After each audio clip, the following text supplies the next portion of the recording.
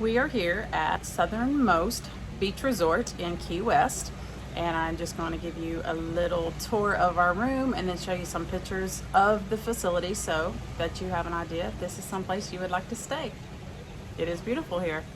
We stayed in room 8214, which is a beach view, but not beachfront. So we're kind of on the side of the building. This is the view right beside our door.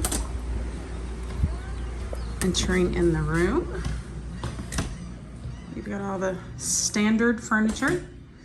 Ignore the bed. I should have done this yesterday when we got here. Bed's not made. This is going out.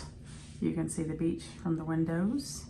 It's not a private balcony, but there is that balcony right outside your door that you can go and sit on if you want to.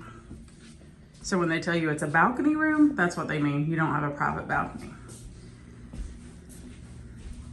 There is a nice closet with a couple of robes, iron, safe, all that good stuff. And this is pretty tall.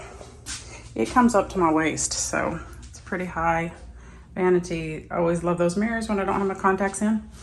And then a nice glass stem tiled shower.